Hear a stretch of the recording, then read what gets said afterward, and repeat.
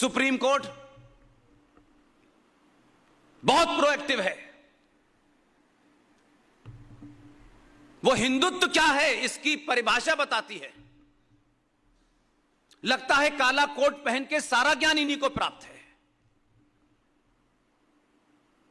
जलीकट्टू पे भी फैसला है, दही हांडी पे भी फैसला है, सबरीमला पे भी उनका फैसला है।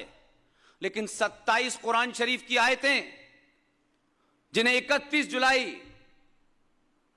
1986 में जस्टिस Z.S. लोहात ने कहा कि जब तक ये आयतें रहेंगी पूरी दुनिया में और भारत में शांति नहीं हो सकती, क्योंकि ये आयतें अपने पड़ोसी गैर मजहबी लोगों को हत्या करने का आदेश देती हैं। जब इसको लेकर के एक आदमी कोर्ट में गया तो कोर्ट बोला no no no no no no no no, इस पे बात नहीं करेंगे। उसके ऊपर जुर्माना लगाया और पिटीशन उसकी एक्सेप्ट नहीं की। लेकिन हिंदुत्व पे परिभाषा फौरन दे दी, क्योंकि वो तो शंकराचार्य के बाप हैं। और हम सब चुप रहे। कोर्ट बता दे कि भारत कैसा होगा, कोर्ट बता दे जलीकट्टू कैसे होगी, महाकाल पे ये सब कोर्ट तय कर रही है। इसलिए हम खामोश क्यों रहे? उसकी एक बहुत छोटी सी वजह है कि आपने माना कि स्टेट सब कुछ है, यानी राज सत्ता ही सब कुछ है। और आपको लगता था कि राज सत्ता के अलावा कुछ नहीं होता, इसलिए आपने राष्ट्र और राज्य सत्ता को मिक्स कर दिया। स्टेट और नेशन अलग अलग चीजें हैं, देश और राष्ट्र अलग अलग है, हम मिक्स करते हैं। इसलिए मुझे खुशी हुई कि जो विषय आज का रखा गया है, यह विषय मैंने कहीं देखा ही नहीं आज तक। क्योंकि आपने कहा है राष्ट्र निर्माण में देव स्थानों की भूमिका। देव स्थान ही राष्ट्र हैं, भूमिका क्या है?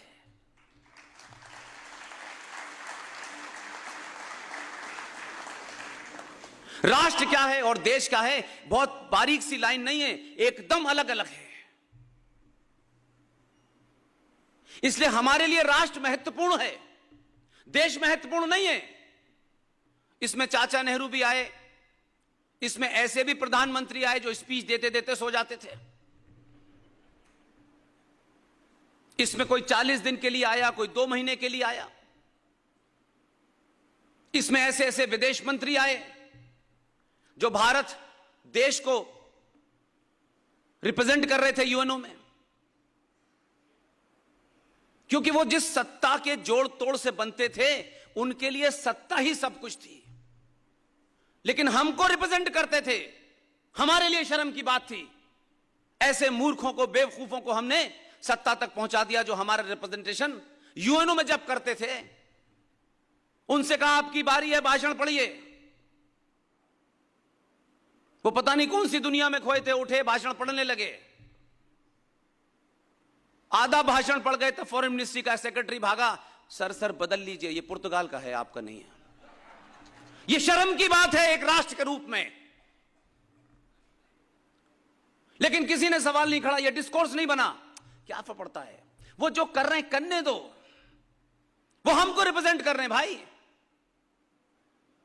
उनसे हमारी पहचान हो रही है कि हमने कैसे लोगों को चुना है। कोई हमारे अंदर आत्मगिलानी नहीं है, कोई शर्म नहीं है। हमारा पिता छोटा सा भी फटा कपड़ा पहन के जाए, खराब कपड़ा पहन के जाए, गंदा कपड़ा पहन के जाए तो हमको तकलीफ होती है। ये घर का सम्मान है, बाहर निकलेगा जाएगा तो इसके बारे में परिवार की क्या इमेज बनेगी, पूरा परिवार पीछे लग जाता है। लेकिन एक राष्ट्र के रूप में हमने महामूर्खों को आगे बढ़ाया। इसलिए देश को चलाने के लिए एक सरकार है, सरकार चलाने के लिए एक संविधान है, एक न्याय व्यवस्था है, एक पुलिस है, आर्मी है और तमाम कानून है। लेफ्ट हैंड पे चलना है, रेड लाइट पे रुकना है। लेकिन राष्ट्र क्या है? मैं बताऊं राष्ट्र क्या है। मैं खुश क्यों हूं आज? जब मैं यहां आया तो मुझे देश नजर नहीं आया, राष्ट्र नजर आया। बनारस में 1.5 साल पहले मैंने भाषण किया, वहां भी मैंने देखा कि जब आपने इस कार्यक्रम की शुरुआत की तो सबसे पहले मंत्रों का उच्चारण किया, उसके बाद आपने दीप जलाए, फिर तुलसी दी गई। यही राष्ट्र है।